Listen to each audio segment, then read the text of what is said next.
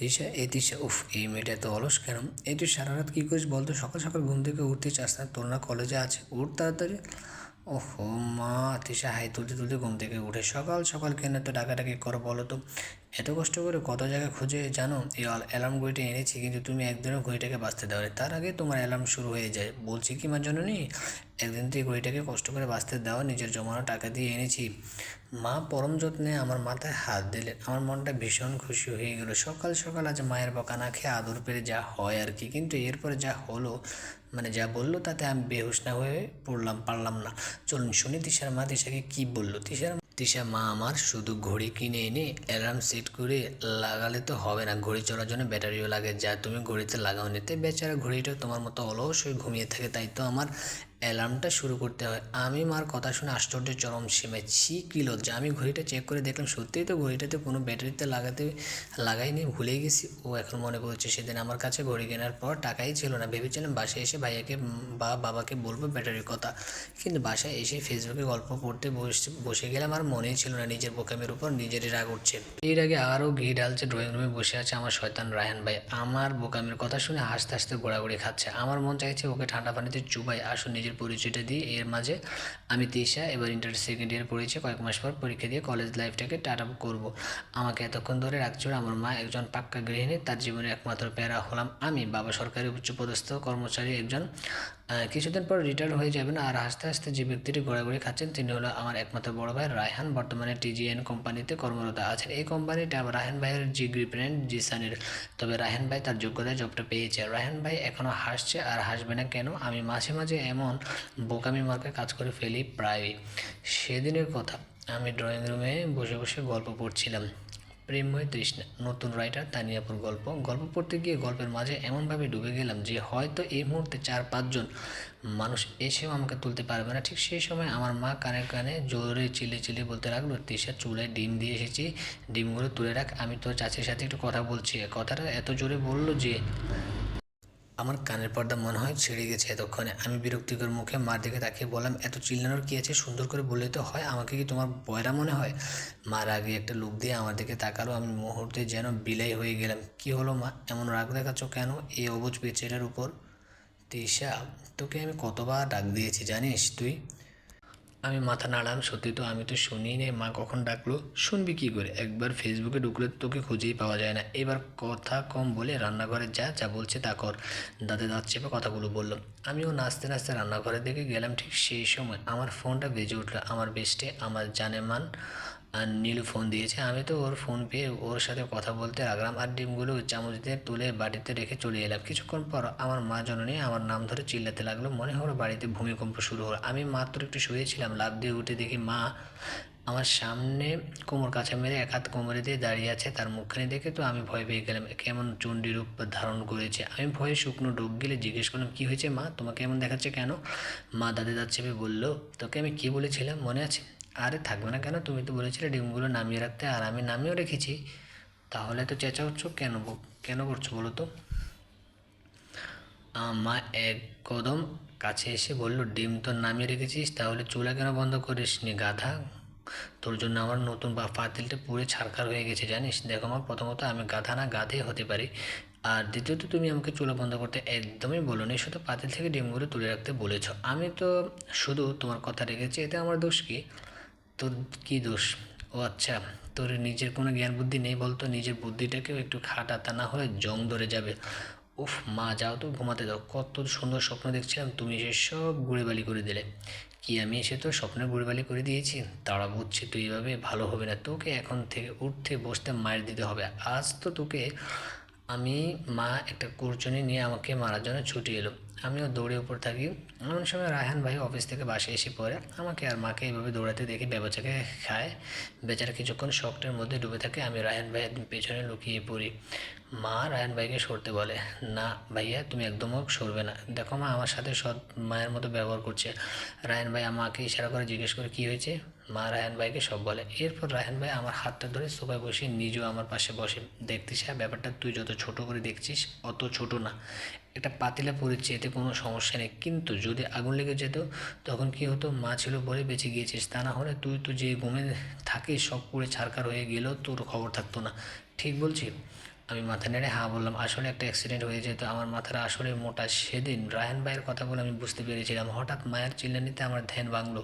তৃষা উঠ, তাড়াতাড়ি রেডি হয়ে নে।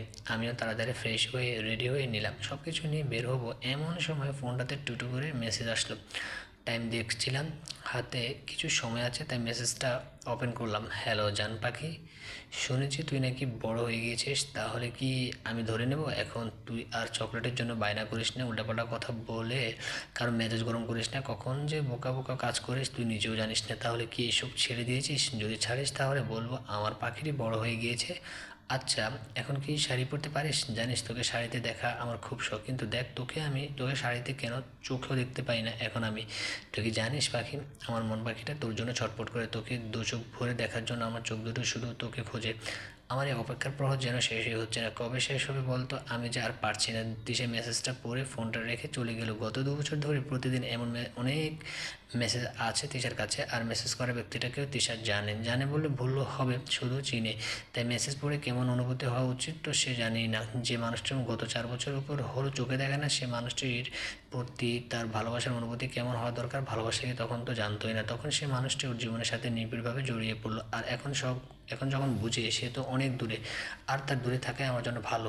সে নিচে এসে দেখে নিশি দাঁড়িয়ে আছে। নিশির সামনে গিয়ে বললো চল, দেরি হয়ে যাচ্ছে। নিশুই একটু বাড়ির দিকে উকি দিয়ে বলতে লাগলো চল। আবার গাড়ির দরজাটা খুলতে যাবে, ঠিক সেই সময় রায়হান ভাইয়া বের হলো ফর্মাল ড্রেস আপে, কাঁধে একটা ব্যাগ, বাইকে বসে। কখন যে হর্ন বাজাচ্ছে, কিন্তু বেচারি নিশি পথ আটকে দাঁড়িয়ে আছে, ওর কোনো খবর নেই। আমি জানি রায়হান ভাইয়া এখন রেগে যাবে আর বেচারিকে অনেকগুলো কথা শোনাবে, তাই পরিস্থিতি সামাল দিতে আমি নিশিকে টেনে রায়হান ভাইকে পথ করে দিলাম। দেখা হয়ে গেলে গাড়িতে উঠে পড়ুন ম্যাডাম, আপনার ক্রাশ চলে গেছে। কী যাতা বলছিস? আমি তো থাকার বলতে হবে না, আমি জানি আমার ভাইটা অনেক হ্যান্ডসাম, তাই এভাবে ক্রাশ খাওয়াটা স্বাভাবিক। তাই নি? তাহলে তুই আমার ভাইয়ের উপর ক্রাশ কেন খেলি না? সে তো তোর রাহান ভাইয়ের থেকেও বেশি হ্যান্ডসাম ড্রেসিং, আর সব থেকে বড় কথা তোর জন্য পাগল। তাহলে তুই আমার ভাইকে বাস কেন মারিস বলতো? বেচারা তোর জন্য কত দূরে পড়ে আছে। ক্রাশ খাওয়ার জন্য ব্যক্তিটাকে চোখে দেখতে হয়, বুঝলি? আর তোর ভাই 4 বছর ধরে কারো নজরে আসছে না, তাহলে ক্রাশ কীভাবে খায় বলতো? আমার তো শুধু তার রাগগুলোর কথাই মনে আছে। সে রাগলে সামনে থাকা ব্যক্তিটাকে ধ্বংস করে দেয়। একটি বারও ভাবে না। এমন মানুষের থেকে দূরে থাকা স্বাস্থ্যের জন্য অনেক ভালো। আচ্ছা দেখবো না, একবার ভাইয়া আসুক, ভাইয়ার সামনে বলিস তো এইসব বড় বড় কথা। কেন, আমি কি ভয় পাই তোর ভাইকে? মনে রাখিস আমার নাম তিশা, তোর ওই ভাইকে আমার থেকে দূরে থাকতে বলবে, তা না হলে পচা পানিতে এমন চুবাবো 10 দিন গোসল করলে শরীর থেকে গন্ধ যাবে না। আচ্ছা দেখবো নে। এখন নামেন গাড়ি থেকে, কলেজে এসে পড়েছি।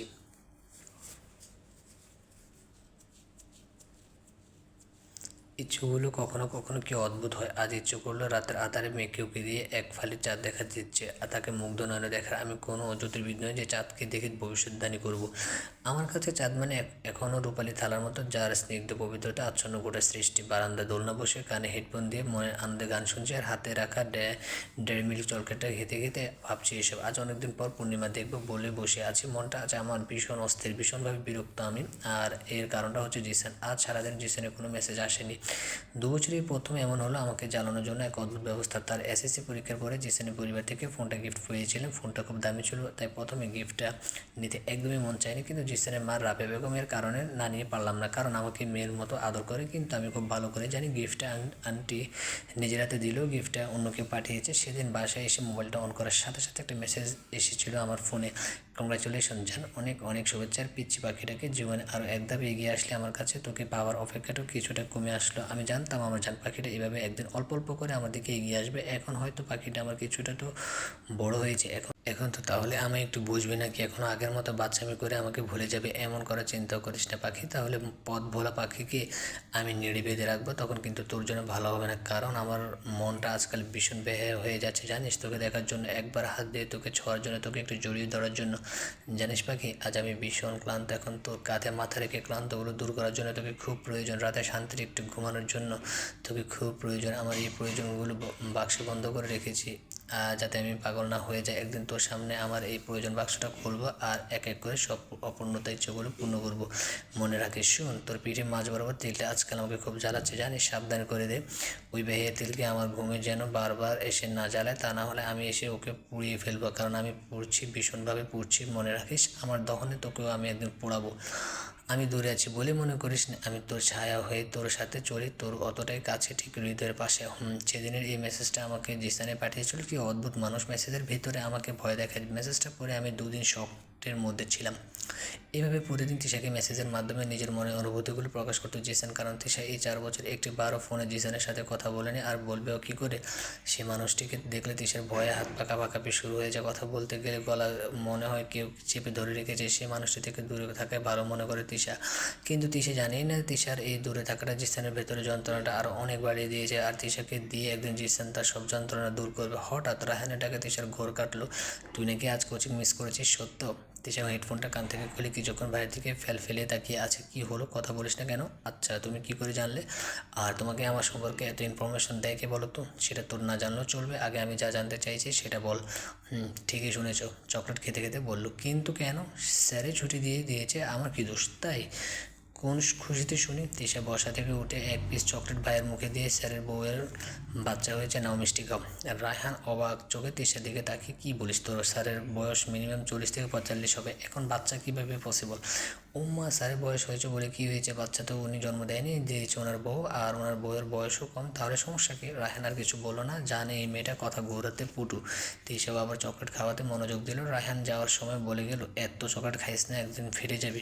রায়হানের কথা শুনে তিশা রেগে ঠাস করে দরজাটা লাগিয়ে দিল। ওর ভাই যাওয়ার সাথে সাথে এমনিতেই মেজাজ গরম, তার উপর আবার এইসব কথা। এখন কি আমি একটু শান্তি মতো কিছু খেতেও পারবো না? যত সব।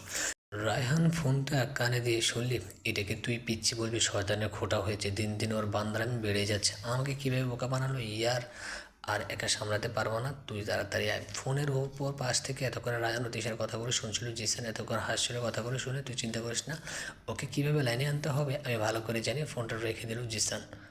আজ 4 বছর ধরে জিসান প্যারিস শহরে বসবাস করছে। 3 অক্ষরের একটি ছোট শব্দ, প্যারিস। তবে এর মাঝে লুকিয়ে আছে সীমাহীন ভালোবাসা, হাজারো অনুভূতি, আর শত শত স্বপ্ন পূরণ করার ক্ষমতা।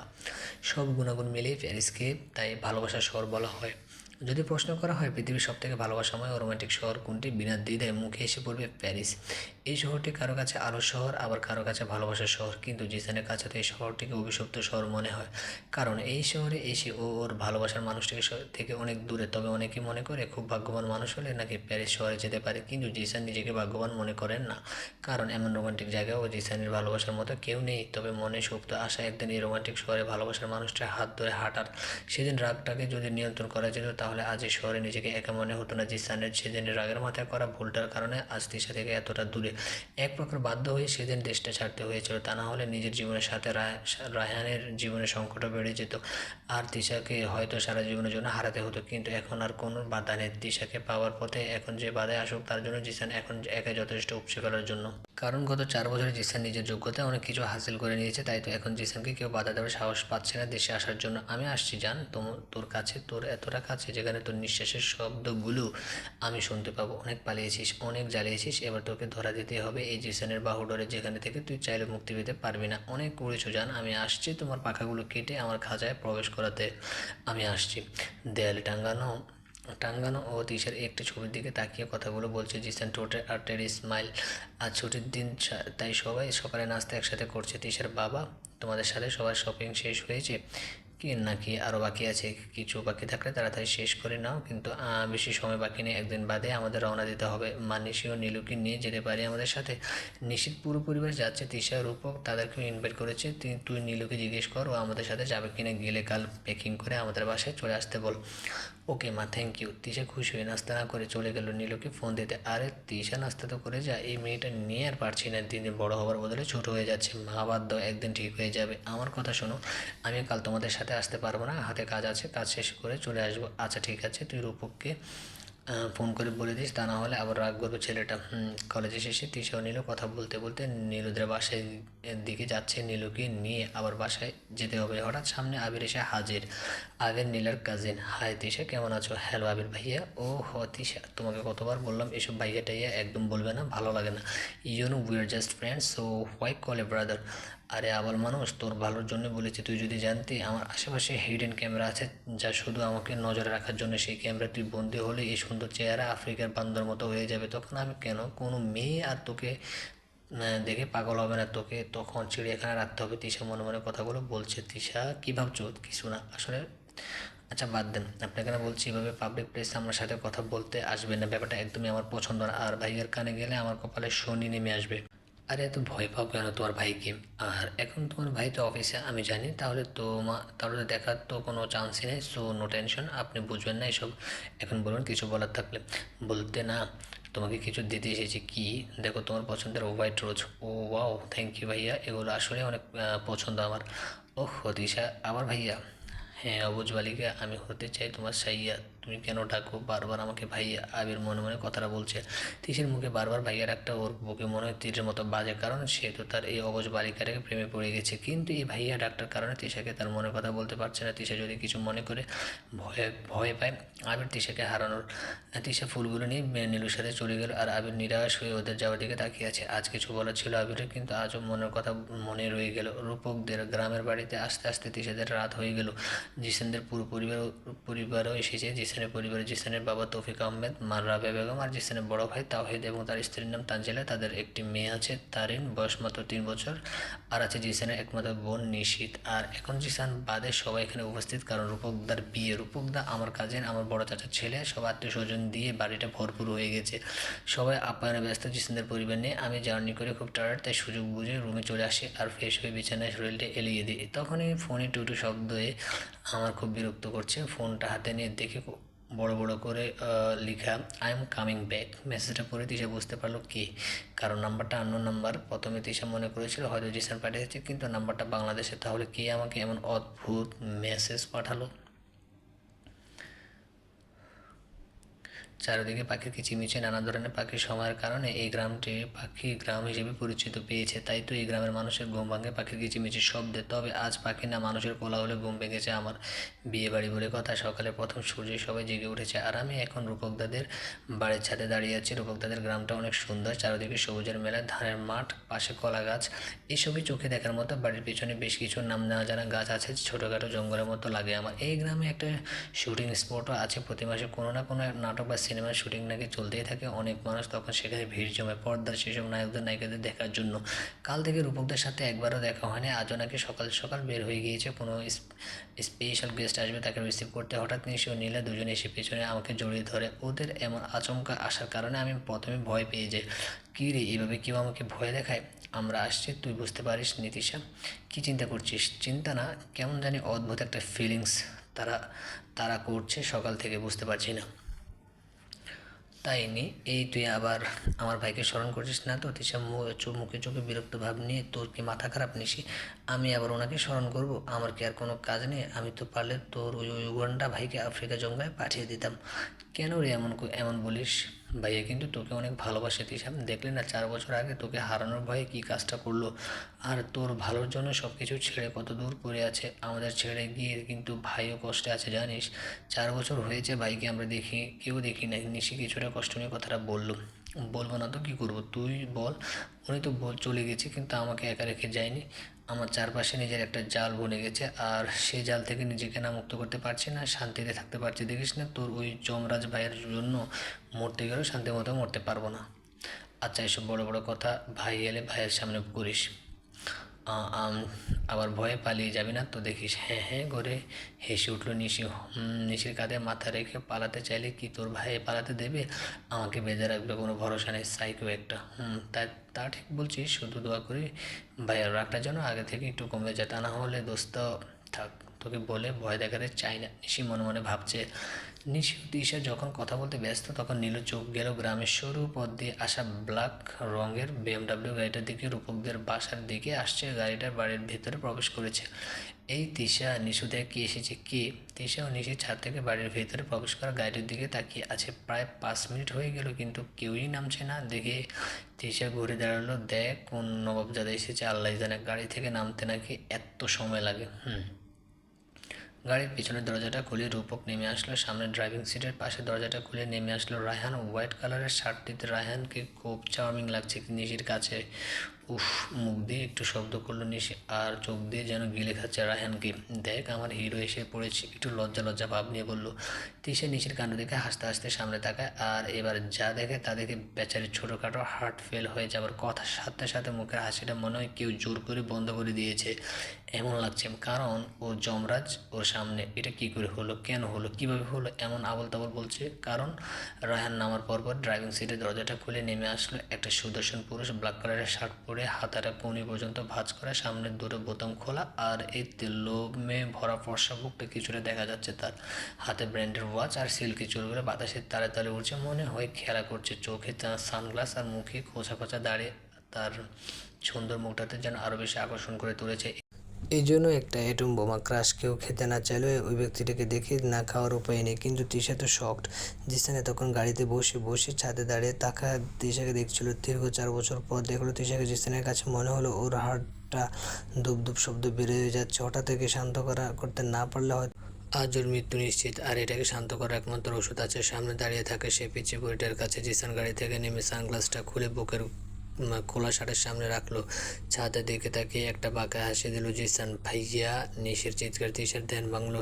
নিশি দৌড়ে চিৎকার দিতে দিতে নিচে গিয়ে জিসানকে জড়িয়ে ধরলো। জিসানও এতদিন পর বোনকে দেখে কিছুটা আবেগময় হয়ে পড়লো। এতক্ষণে সবার কানে পৌঁছে গেল জিসান এসেছে, তাই সবাই বাড়ির বাইরে বের হয়ে গেল দেখতে আসলে ঘটনাটা সত্য কিনা। জিসানের মাও কান্না করে দিল। জিসানকে এত বছর পর দেখতে পেয়ে সবাই সারপ্রাইজ, আর সবাইকে সারপ্রাইজ দিতে জিসানের এখানে না বলে আসা। শুধু রায়হান ভাই আর রূপকদা জানতো জিসান আসবে। সবার সাথে কুশল বিনিময় করে জিসান। এরপর সবাই এক প্রকার টেনে বাড়ির ভেতর নিয়ে গেল জিসানকে। আর জিসানকে নজর তখনও বাড়ির ছাদের তিশার দিকে।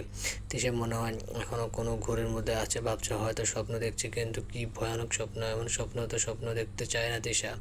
হঠাৎ নীলু ধাক্কা ধ্যান ভাঙলো। কিরে তুই এমন কাঁপছিস কেন? চল নিচে যাই, জিসান ভাইয়া এসেছে। ইয়ার তোর হিরোটাই এত হ্যান্ডসাম কেন রে? আমি তো চোখে সরাতে পারছিলাম না তার থেকে। আমি নীলুর দিকে রাগিভাবে তাকালে বেচারি ভয় পেয়ে গেল। আরে হিরো তো তোরই, আমাদের তো ভাইয়া লাগে। এখন চল নিচে। আমাকে এক প্রকার টেনে নিয়ে গেল। জিসান সোফায় বসে মাকে জড়িয়ে ধরে আছে, কারণ আন্টি এখনও কান্না করছে। এটা হয়তো আনন্দের কান্না। জিসান বরাবরের মায়ের আদরের সন্তান ছিল। ছোটবেলা থেকে ভীষণ জেদি টাইপের মানুষ ছিলেন। তার যেটা চাইতো সেটাই চাই। নিজের পছন্দের জিনিসটা তো কারো স্পর্শ উনি পছন্দ করে না। মাঝে মাঝে আমার মনে হয় উনি একটা সাইকো। জিসানে বিদেশে যাওয়ার পর আংটি অনেকদিন অসুস্থ ছিলেন, তাই তো আজ এত বছর পর ছেলেকে পেয়ে নিজেকে ধরে রাখতে পারছে না। জিসান কিছুক্ষণ চুপ থেকে এবার মায়ের পায়ে নিচে বসে মায়ের গলায় মাথা রাখলো। উফ মা, এবার তো থামো। দেখো আমি এসে বলেছি তোমার কাছে, আর কোথাও যাবো না। তুমি কান্না বন্ধ করে আমাকে একটু আদর করে দাও তো। দেখো তোমার একটু আদর কত বছর ধরে পাই না। জিসানের মা সাথে সাথে জিসানের কপালে একটা চুমু দিয়ে দিল।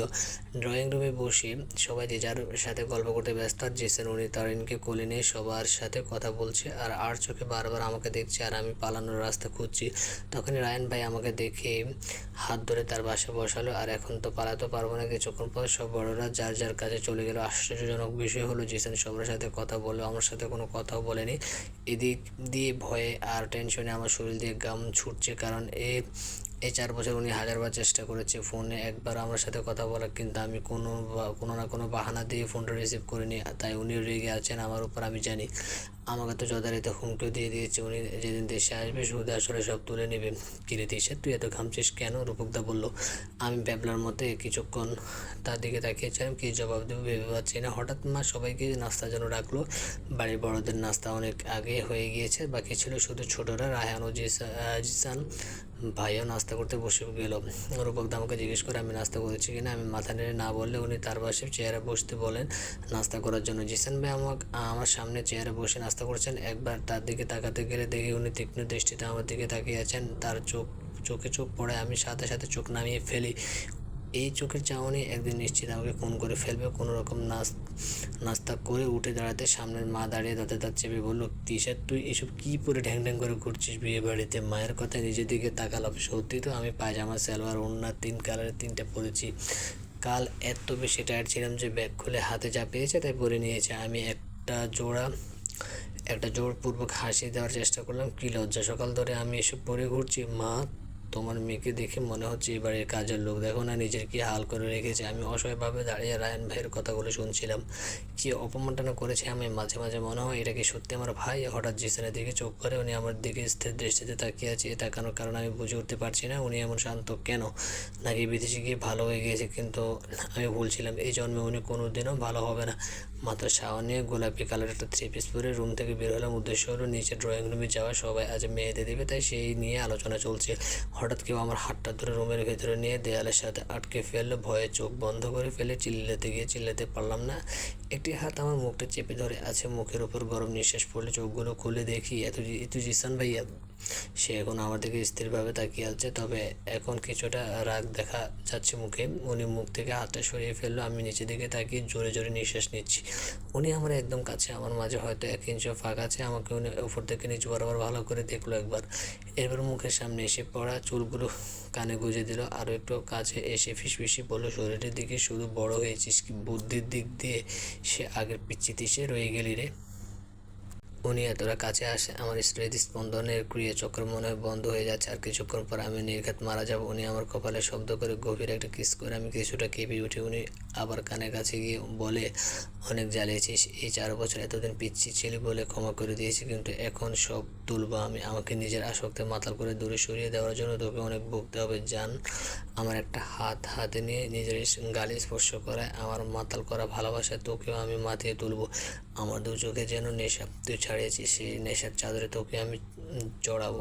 পাগল, এতদিন একা আমি ছিলাম, এই পাগলের পাগলামিগুলো তোকেও দেখাবো আমি। তখনও চোখ দুটো খিচে দাঁড়িয়ে তার কথাগুলো শুনছিলাম, কিন্তু শরীর মন সব অবশ হয়ে যাচ্ছে। ওনার সামনে দাঁড়িয়ে থাকা যেন কষ্টকর হয়ে যাচ্ছে আমার জন্য। সেখানে উনি আমার এত কাছে জিসান কানে একটা কিস করে, এরপর নীরবতা একদম। আমি চোখ খুলে দেখি কেউ নেই সামনে। এই কি কই গেল, আমি কি স্বপ্ন দেখেছি এতক্ষণ? একদম না, উনিই ছিলেন এখানে, আমি শিওর। রায়হান এসে কাজে লেগে এগুলো ভাইয়ের বিয়ে বলে কথা। জিসানের জন্য এমনই একদিন দেরিও করে আসছে, তাই চাচার সাথে হাত লাগিয়ে কাজ কিছুটা কমানো দরকার। পুরো বাড়িতে লাইটিংয়ের কাজ চলছে আর রায়হান তার তদারকি করছে সব ঠিক করেছে কিনা। হঠাৎ মনে হলো পেছনে কেউ দাঁড়িয়ে আছে। রায়হান পেছনে ঘুরে দেখে নিশি দাঁড়িয়ে আছে। রায়হান বিরক্ত সুরে, তুই এখানে কী করছিস? নিশি বিশাল একটা হাসি দিয়ে, আমি তো দেখছি। তো কী দেখছিস এখানে? দেখার মতো কী এমন আছে যার কারণে চোর মতো পেছনে দাঁড়িয়ে দেখতে হচ্ছে? 1 মিনিট, এই লাইটিং ম্যানদের মধ্যে কারো আবার প্রেমে পড়েছিস নি তো? আবার সত্যি করে বলতো। রায়হানের এমন কথা নিশি কি রিয়েক্ট দিবে বুঝতে পারছে না, শুধু চিন্তার করছে রায়হান ভাই এমন একটা কথা কীভাবে বলতে পারলো। আমার পছন্দ কি এতই খারাপ? কি সাংঘাতিক মানুষ, নিজের দুধ চিনি ছাড়া চা বানিয়ে ফেলেছে, এখন সে তো চা আমাকে গিলতে বলবে? কী কথা বলছিস না কেন? ছি রায়হান ভাই কী সব বলছেন, আমার পছন্দ এতই খারাপ না বুঝলেন? রায়হান হাতের ফোনটা পকেটে রেখে, তা তো দেখতেই পাচ্ছি। কী দেখতে পাচ্ছেন? দেখতো তুই কী পরে আছিস, ছেলেদের মতো প্যান্ট ফতুয়া পরে আছিস। তোকে তো আমার মেয়ে মনেই হয় না। এই তোর পছন্দ? তোর থেকে সুন্দর লাগছে দেখ আমাদের জমিলা বারান্দায় বসে মশলা বাড়ছিল আর কি। রায়হানের কথা শুনে জামিলা বারান্দার দিকে রায়হানের দিকে তাকিয়ে তার পান খাওয়া বা 30টা দাঁত বের করে হাসি দিল। আচ্ছা, জমিলা যদি তার এই পান খাওয়া লাল লাল ঠোঁট দিয়ে রায়হান ভাইকে কিস করে, তাহলে রায়হান ভাইয়ের ঠোঁট দুটো পানের পিকে লাল হয়ে যাবে না তো? তখন দেখতে কেমন লাগবে? জমিলা তো ইতিমধ্যে রায়হান ভাইয়ের প্রেমে হাওয়াডুবো খেয়ে পড়ে গেছে, তাই তো 32টা দাঁত বের করে হাসছে। নিশি জামিলা হাসির রহস্য বুঝি নিজেও খিলখিলিয়ে হেসে উঠলো। হাসতে হাসতে রায়হানের ওপর গিয়ে পড়লো। তুই কী করছিস আর এভাবে হাসছিস কেন? ফাজলামে, আমাকে কি তোর জোকার মনে হয়? এখনই এখান থেকে যাবি, না হলে থাপ্পড় দিয়ে দাঁত সব ফেলে দেবো। দাঁতে দাঁত চেপে রায়হান রাগে কথাটা বলে ফেলল। রায়হানকে রাগতে দেখে নিশি কিছুটা চুপ হয়ে হতদন্ত হয়ে বাড়ির দিকে দৌড় দিল।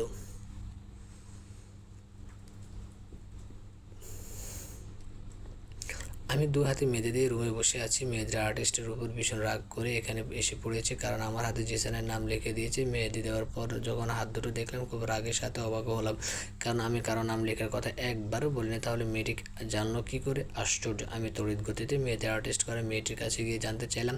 তখন মেয়েটি হাতের ইশারা করে জিসানকে দেখিয়ে দেয়। জিসান আমার দিকে তাকিয়ে একটা চোখ টিপ মারে। কি অসভ্য লোকটা! জিসান নাকি মেয়েটিকে বলেছে আমার হাতের ওনার নামটা লিখে দিতে? কি আশ্চর্য! আমাকে একবার জিজ্ঞেস করার প্রয়োজন মনে করলো না? এমন কেউ করে? বাড়ি কেউ দেখলে আমার হাতে ওনার নাম কি বলবো আমি? কি লজ্জাটা না পেতে হবে সবার সামনে! উফ, খুব আয়োজনের সাথে মেহেদি অনুষ্ঠান শেষ হলো। ছোটদের সাথে সাথে বড়রাও মেহেদি দিয়েছে, দু হাত ভরে সবাই কম বেশি আনন্দ করেছে। আজ রূপকদাও সব কাজিনরা ধরে মেহেদি দিয়েছে, কারণ রূপকদা নিজের বিয়েতে নিজে নাকি মেহেদি দিবে না, এটা নাকি মেয়েদের দেওয়ার জিনিস, তাহলে সে কেন দেবে? কিন্তু তার কথা কেউ তোয়াক্কা না করে মেহেদি অবশেষে দিয়ে দিল। এসবের মাঝে একটা মজার ঘটনা হলো, জিসানকে দেখে রূপকদার কাজিন আশা আপু ভীষণভাবে ক্রাশ খাইছে। আশা আপু রূপকদার মামাতো বোন, অবশ্য ওনাকে প্রথম দেখায় বাড়ির সব মেয়েরা এমনি ক্রাশ খাইছে, কিন্তু আশা আপু একটু বেশি সিরিয়াস মনে হয়, তাই সবাইকে নাকি শাসিয়ে বলছে জিসানের দিকে নাকি নজর দিতে না, তাহলে সবার খবর আছে। আমরা যতগুলো মেয়ে আছি বিয়ে বাড়িতে, তার মধ্যে আশা আপুই সবার বড়। এবার অনার্স ফাইনাল ইয়ারে আছে, তাই তার ক্রাশ খাওয়াকে কেউ নজর দিতে পারছে না, কিন্তু সে তো আসল ঘটনায় জানে না, জানলে কী করবে আল্লাহই জানে। আজ অনুষ্ঠানও জিসানের আশেপাশে ঘুরতে দেখেছি, কয়েকবার সেদে কথা বলতে দেখেছি। জিসান অবশ্য যতটা পারছে এড়িয়ে চলছে, কিন্তু মেয়েটার চিপকুটাপের ব্যাপারটা আমার ভীষণ মজা লাগছে। কিন্তু জিসানের রাগ সম্পর্কে আশা আপুর ধারণা নেই, মেজাজ গরম হলে থাপ্পড় দিয়ে গাল লাল করে ফেলবে, ওনার কোনো ভরসা নেই। এসব ভাবতে ভাবতে হঠাৎ খুব বিরক্ত লাগছে। বিরক্ত লাগার কারণটা হচ্ছে নীলা, সে কখন ওকে ডেকে পাঠালাম এখনও আসছে না। অ্যাকচুয়ালি মেয়েদের অনুষ্ঠানের জন্য আমি হালকা নীল কালারের একটা লেহেঙ্গা পরেছিলাম, বেশ ভালোই মানিয়েছিল, তবে হঠাৎ কিছু একটা বিঁধতে লাগলো, হয়তো ব্লাউজ রোকের কারণে এমন পেন হচ্ছে পিঠে, আমি মেহেদির কারণে দেখতে পারছিলাম না, তাই নীলাকে খবর পাঠালাম, কিন্তু নীলা মনে হয় বিদেশ চলে গেছে, তাই আসতে এত লেট হচ্ছে। হঠাৎ দরজা খোলার আওয়াজে আমি মনে করলাম হয়তো নীলু এসেছে, তাই পেছনে না দেখে বললাম, নীলু ইয়ার দেখ তো আমার পিঠের চুলগুলো সরিয়ে ব্লাউজের হুকটা ব্যথা লাগছে, একটু ঠিক করে দে না। কেউ একজন আমার চুলগুলো খুব যত্নের সাথে পিঠ থেকে সরিয়ে এক কাঁধে রাখলো, কেন জানি তার স্পর্শে আমার শরীরের শিহরণ জেগে উঠলো। আমি বুঝতে পারলাম এটা নীলের হাত না, তাহলে কে? আমি লাফ দিয়ে উঠে দাঁড়ালাম, পেছনে ঘুরে বললাম, কে? এত বড় সাহস কী করে হয় আমাকে টাচ করার? সামনে দাঁড়ানো ব্যক্তিটাকে দেখে আমার চোখ চড়ক গাছ। এ কি, আপনি এখানে কেন? অন্য কাউকে আশা করেছিস তুই? জিসান বলল ব্রুকুচকে। আমি ভেবেছিলাম নীলা এসেছে, তাই আমি এখনও তার দিকে তাকাতে পারছি না। জিসান অনেকক্ষণ ধরে তিশাকে নিচে খোঁজাখুঁজির পর পেল না, তখন উপরে আসলো চেক করতে, কারণ জিসান ভালো করে জানে তিশা এখন একটু অভিমান করে বসে আছে, তাই ওকে খুঁজতে এসেছে। জিসান তিশার সামনে এগোতে থাকলে তিশা ভয়ে পিছিয়ে যায় আর পেছনে আলমারির সাথে আটকে যায়। জিসান তিশার কাছে এসে কোমরটা ধরে ঘুরিয়ে ফেলে, ব্লাউজের হুকটার দিকে হাত বাড়ালে তিশা বাধা দেয়, থাক লাগবে না, আমি এখানে চেঞ্জ করে ফেলছি। তোকে তোকে কি আমি জিজ্ঞেস করেছি রাখবে কিনা? তাহলে কেন নিজের ব্রেনের এত চাপ দিচ্ছিস? চুপচাপ দাঁড়িয়ে থাকবে। ও হুকটা ঠিক করার সময় জিসানের হাতের স্পর্শে তিশা বারবার কেঁপে উঠছে, চোখ দুটো খিচে বন্ধ করে দাঁড়িয়ে আছে। হঠাৎ তিশার মনে হলো পিঠে গাঢ় ঠোঁটের উষ্ণ ছোঁয়া পড়েছে, সাথে সাথে তিশার সামনে ঘুরে যায়, তা দেখে জিসানের মুখ বাঁকা হাসি ফুটে ওঠে। জিসানের এই হাসির রহস্য তিশা বুঝতে উঠতে পারছে না, তাই তিশা জিসানের সাইড দিয়ে চলে যেতে নিলে জিসান কোমরটা ধরে আবার নিজের সামনে দাঁড় করায়। জিসানের চোখে কেমন এক কামুকতার নেশা দেখা যাচ্ছে। তিশা আজ জিসানকে একদম অন্যরকম লাগছে, কেমন নেশা ভরা চোখে তাকিয়ে আছে। তিশা বুঝতে পেরে চলে যেতে চাইছিল, কিন্তু এখন জিসান তাকে আটকে ফেলেছে। জিসানের হাত কোমর থেকে আস্তে আস্তে তিশার পিঠে স্লাইড করছে, তা দেখে তিশা, প্লিজ ছাড়ুন, এ কী করছেন? জিসান তিশার গলায় মুখ ডুবিয়ে, কেন তোর ভালো লাগছে না? না না প্লিজ ছাড়ুন, কাঁপা কাঁপা গলায় বললো, জানিস তোকে আজ খুব হট লাগছে, একদম সানি লিওনের মতো, সানির মতো সুন্দর, তুই আগেই ছেলে, আজ দেখছিস সানির মতো আগুন লাগা ভরিও তোর, তার উপর এত সেজেগুজে বড় গলার ব্লাউজ পরে আমাকে পাগল করে ফেলেছিস, ভাবছিস আজ একেবারে বাসর করে ফেলে? কি বলিস? তিশা এতক্ষণ চুপ থাকলো, এখন কান্না করে দেয়, রাগে মাথার চুলগুলো ছিঁড়ে ফেলতে মন চাইছে। তিশা ভাবতে পারে না জিসান ওকে এসব কথা বলবে, আপনি একটা অসভ্য মানুষ, প্লিজ যান এখান থেকে। তিশা চোখ মুখ খিচে কথাটা বলে, এবার জিসানের চোখ দিয়ে যেন আগুন জ্বলছে। এতক্ষণ ওই ইচ্ছা করে কথাগুলো বলেছিল তিশাকে। জিসান তিশার গাল দুটো চেপে ধরে, ও আচ্ছা আমি এখন অসভ্য? আর তুই যে ফিটিং আর বড় গলার ড্রেস পরে পরপুরুষের সামনে শরীর দেখে আনন্দ করছিস, সেটা কি তোর দিকে সবাই খারাপ নজরে তাকিয়েছিল জানিস? আর এখন আমি বলছি বলে অসভ্য হয়ে পড়েছে? অসভ্য কাকে বলে জানিস? জিসান এক টান দিয়ে তিশার ব্লাউজটা ছিঁড়ে ফেলে। জিসানের এইসব এমন কাণ্ডে তিশা হতভম্ব হয়ে যায়, তিশার বাহু দুটো চেপে ধরে। আমি সেই প্রেমিক পুরুষ না যে প্রেমিকার ভুলগুলো দেখেও চুপ হয়ে থাকবে বা তার সব অন্যায়গুলো বাচ্চামি মনে করে মাফ করে দেবে। আমি যেমন ভালোবাসতে পারি তেমন শাসনও করতে পারি, তাই আজ লাস্ট ওয়ার্নিং তোকে, এরপরে যদি দেখি এমন ড্রেস পরেছিস তাহলে তোর এমন অবস্থা করবো যে নিজের দিকে নিজেই তাকাতে পারবি না, মনে রাখিস। জিসান তিশাকে ছেড়ে দিয়ে ঘটঘট করে চলে গেল রুম থেকে আর তিশা ধপাস করে নিচে বসে পড়লো। ভীষণ কান্না করতে মন চাইছে তিশার। এখন নিশি অনেকক্ষণ ধরে ডাইনিং টেবিলের সামনে দাঁড়িয়ে আছে, উদ্দেশ্য একটু পানি খাবে, কিন্তু কাউকে পাচ্ছে না। হঠাৎ রায়হানকে দেখতে পেল। হোয়াইট কালার পাঞ্জাবিটাতে কি জোস লাগছে আমার হিরোটাকে। এই লোকটা হোয়াইট কালারটা একটু বেশি পরে, অবশ্য ভালোও লাগে অনেক। রায়হান ভাইয়াকে দেখলে আমার বুকটা ধুপ করতে লাগে, এক অদ্ভুত ভালো লাগে কাজ করে। কিন্তু এই লোকটা সবসময় আমার অনুভূতিতে এক বালতি গরম পানি ঢেলে দেয়, আর এতে আমার শরীরের জ্বালা পড়া আরও বেড়ে যায়। রায়হান ভাইয়া একটু এদিকে আসবেন? রায়হান ব্রুটা কোচকে জিজ্ঞেস করলো কি হয়েছে, আর তুই আমাকে এইভাবে ডাকতে কেন? আমার না খুব পিপাসা পেয়েছে, তো আমি কি করব? তোর পিপাসা নিবারণের জন্য কি কাউকে পাঠাবো? নিশি একটু বিরক্ত হয়ে, আপনি কি সহজ ভাষায় কথা বলতে পারেন না? সবসময় কথায় থার্ড মিনিংস ইউজ করেন কেন? সেটা আমার ব্যাপার, তোর মন না চাইলে কথা বলিস না, আমি আসি এখানে। আরে দাঁড়ান, একটু পানি তো পান করে দিয়ে যান।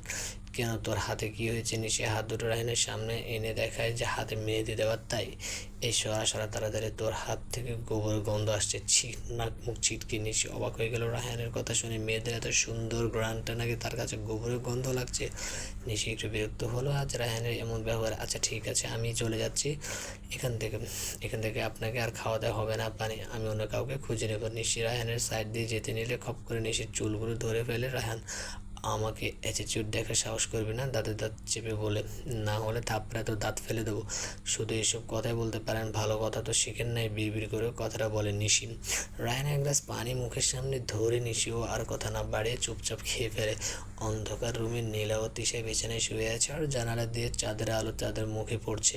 তখন জিসান যাওয়ার পরে নীলা রুমে প্রবেশ করে, এসে দেখে তিশা কান্না করছে। নীলা তখন খুব কষ্টে তিশাকে শান্ত করায়। শাসন করার তারই সাজে সোহাগ করে যে, এই কথাটি শুনেছিস নিশ্চয়ই। জিসান ভাইও তোকে অনেক ভালোবাসে, কিন্তু আমি তার শাসনে দেখি, ভালোবাসা তো দেখি না। উনি তোকে ভালোবাসে বলেই শাসন করে, তোর অন্যায়গুলো কখনো প্রশ্রয় দেয় না। জানিস সত্যিকারের প্রেমিক সেই, কিন্তু তুই ওনার ভালোবাসা কখনো বুঝতে চাসনি। নিজেকে ভাইয়ার কাছ থেকে গুটিয়ে ফেলেছিস। এইভাবে চলতে থাকলে একদিন তুই ভাইয়াকে হারিয়ে ফেলবি। সেদিন হয়তো বুঝবি তুই কতটা ভাগ্যবান যে জিসান ভাইয়া তোকে এত ভালোবাসে। আমাকে দেখ, এত ভালোবাসার পরও অবশেষে ধোকা পেলাম। কিন্তু জিসান ভাইয়া দেখ, এত বছর বিদেশ থাকার পরও তোকে ভুলনি। তার মতো ছেলের জন্য যে কোনো মেয়ে পাগল হবে। অথচ দেখ, উনি তোর জন্য পাগল। তাই বলছি, ওনার রাগের ভেতরটা তোর জন্য যে ভালোবাসাটা আছে সেটা অনুভব করার চেষ্টা কর।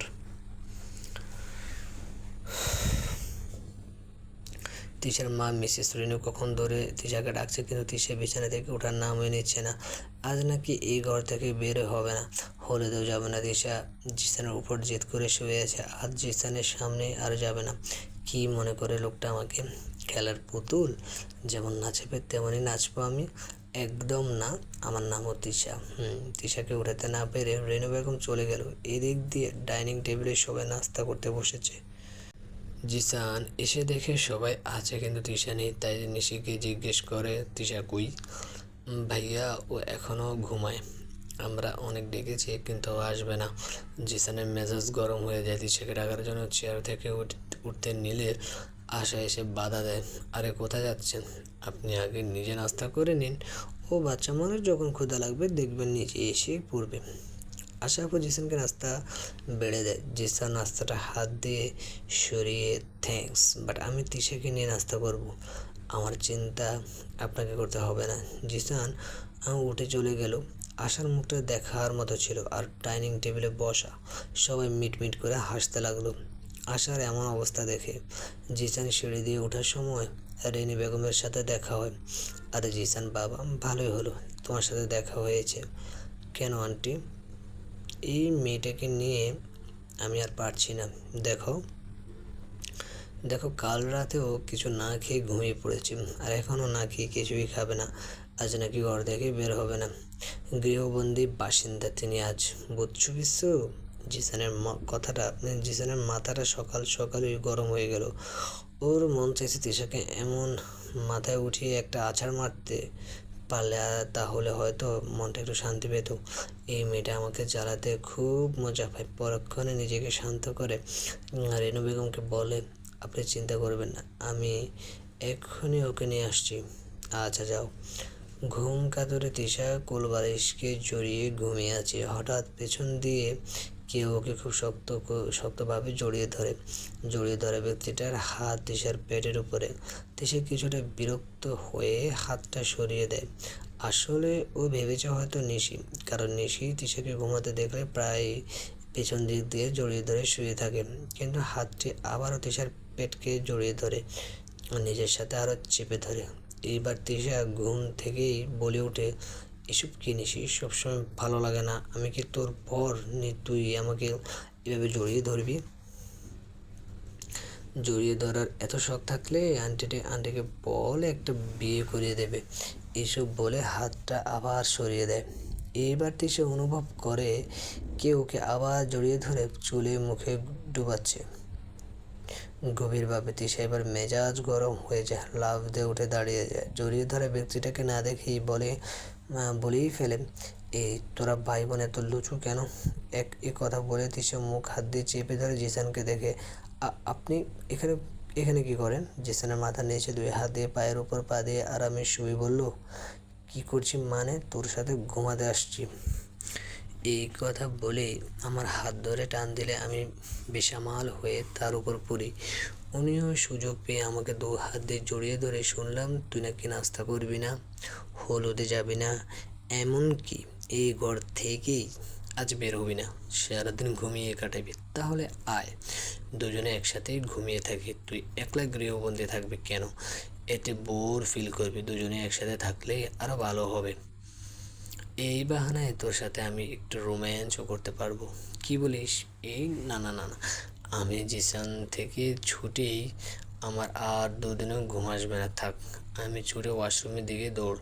কিন্তু আর কত পাগল করবি আমায়? তোর দেওয়ানা হয়ে অবশেষে পাগলাগারদে না যেতে হয়। জিসানের কথায় আমি পিছনে তাকাই। উনি আমার ওড়নাটা জড়িয়ে দিয়ে রুম থেকে চলে যায়। হায় আল্লাহ, এতক্ষণ ধরে তার সামনে ওড়না ছাড়াই ছিলাম। আমার তো লজ্জায় এখন 1 গ্লাস পানিতে ডুব দিয়ে মরে যেতে মন চাইতেছে। উফ! ফ্রেশ হয়ে আমি নিচে চলে আসি। ওখানে জিসান এখনও আমার জন্য অপেক্ষা করছে। আমি জিসানের পাশের চেয়ারটা ছেড়ে অন্য চেয়ারে বসতে নিলে জিসান হাতটা টান দিয়ে নিজের পাশে বসায়। আমি ভীষণ অবাক জিসানের এমন আচরণে, কারণ তখন আশেপাশে অনেক আত্মীয় স্বজন ছিল। তারা যে ব্যাপারটা দেখেনি এমন না, সবাই দেখেছে। জিসান ওনার প্লেটটা আমার দিকে এগিয়ে দিল। খাও, আমি এত খেতে পারবো না, আপনি খান আপনারটা। তুই খাবি নাকি আমি খাইয়ে দেবো? জিসানের স্থির দৃষ্টি আমার দিকে। আমি জিসানের দিকে কিছুক্ষণ তাকিয়ে থেকে আশেপাশে চোখ বোলালাম। আশেপাশে অনেক মানুষ। এখন না খেলে এই লোকটা সত্যি সবার সামনে আমাকে খাইয়ে দিবে, কোনো বিশেষ নেই। তার চেয়ে ভালো নিজের হাতে খাই। আর এসব দূর থেকে দাঁতে দাঁত চেপে আশা আপু দেখছিল। আমরা সব কাজিনরা মিলে রূপকদার উঠানে বসে গল্প করছিলাম। আজ রূপকদার হলুদ সন্ধ্যা, তাই সবাই মিলে আলোচনা করছে কে কি পরবে, কে কি করবে। আমিও বসে বসে নিশির সাথে আড্ডা দিচ্ছিলাম। হঠাৎ চোখ গেল বাড়ির গেটের দিকে। জিসান দাঁড়িয়ে আছে, রূপকদা ও তার কিছু ফ্রেন্ডসরা দাঁড়িয়ে দাঁড়িয়ে আড্ডা দিচ্ছে। দেখি বোঝা যাচ্ছে সবাই রূপকদাকে টিজ করছে। হয়তো সুরভি ভাবের কথা বলছে, তাই তো ভাইয়ের মুখটা টমেটো হয়ে যাচ্ছে। এসবের মাঝে আমার চোখ গেল জিসানের উপর। স্কাই ব্লু কালারের একটা শার্ট পরা, তবে কালারটা বেশ মানিয়েছে তাকে। হাতের 2 আঙ্গুলের মাঝে সিগারেটটা রেখে কপালে আসা সিল্কি চুলগুলো বারবার হাত দিয়ে সরাচ্ছে। অদ্ভুত বিষয়, আজ কেন জানি তাকে দেখতে আমার ভীষণ ভালো লাগছে। সারাদিন তাকিয়ে থাকলেও মনে হয় ক্লান্ত হব না। উফ, এমন কেন হচ্ছে? হঠাৎ জিসানের চোখে চোখ পড়ে যায়। আমি সাথে সাথে চোখ সরিয়ে ফেলি। কি লজ্জার বিষয়! কিন্তু বেটা খাটাই বুঝে গেছে আমি তাকে লুকিয়ে লুকিয়ে দেখছি। হঠাৎ নীলুর চিৎকারে আমার আত্মা কেঁপে ওঠে। আর আমি তো ভুলেই গিয়েছিলাম, জমিলা কিছুক্ষণ আগে আমার হাতে মুড়ি একটা ঝুড়ি দিয়ে গেছে। গ্রামের ভাজা মুড়ি, একটু অন্যরকম টেস্ট, কিন্তু কথার ঝুড়ির মাঝে মাঝে খেতেই ভালো লাগে। আসলে আমি জিসানকে দেখতে এতটাই মগ্ন ছিলাম যে মুড়ির কথা ভুলেই গেছি। হঠাৎ নীলু এসে পেছন থেকে ভো বলায় হাতের সব মুড়ি ঝুড়িসহ নিশি ওর শরীরে পড়ে যায়। নিশিকে দেখে মনে হচ্ছে ও এই মাত্র মুড়ি দিয়ে গোসল করেছে। ঝুড়িটা ওর মাথায়। নিশি আমার দিকে তীক্ষ্ণ দৃষ্টিতে তাকিয়ে আছে। ওর রাগ দেখে আমি কানে ধরে সরি বলে ইশারা করি। ঠিক ওই সময় রায়হান ভাই ওখান দিয়ে যাচ্ছিল। নিশির এই অবস্থা দেখে সামনে আসে। নিশির পুরো শরীরে মুড়ির ছড়াছড়ি, এমনকি ওর হাতের কফিটাও মুড়িতে ভরে গেছে। আর রায়হান ভাই কিছু মুড়ি মুখে নিয়ে, টেস্ট তো ভালোই, তবে সাথে পেঁয়াজ, মরিচ, টমেটো আর চানাচুর হলে ভালোই হতো। কি বলিস তিশা, ওগুলো বাদ রাখলি কেন? এই কথা বলে হনন করে চলে গেল। আর এদিক দিয়ে আমি বাকি সবাই হেসে কুটি কুটি নিশির অবস্থা দেখে। আমি তো অবাক, ভাইয়া এই সময় এ কথা কীভাবে বললো? এমনি নিশি ভীষণ রেগে আছে, এখন তো সব জাল আমার উপর তুলবে। আমি নিশার দিকে তাকিয়ে একটা শুকনো হাসি দিলাম, কিন্তু ব্যর্থ হলাম। নিশি এতক্ষণে তেরে আসতে লাগলো আমার দেখে। আমি ভয়ে দিলাম দৌড়, কীভাবে যেন পুকুর পাড়ে চলে আসলাম দৌড়াতে দৌড়াতে। রূপক দাদের এই পুকুরটা অনেক গভীর আর বড়, আমি আবার সাঁতারও জানি না, তাই রূপক দা আমাকে এরা সামনে আসতে মানা করেছিল। আমি চলে যেতে নিব, ঠিক তখনই কেউ আমাকে ধাক্কা দিলে আমি পানিতেই পড়ে যাই।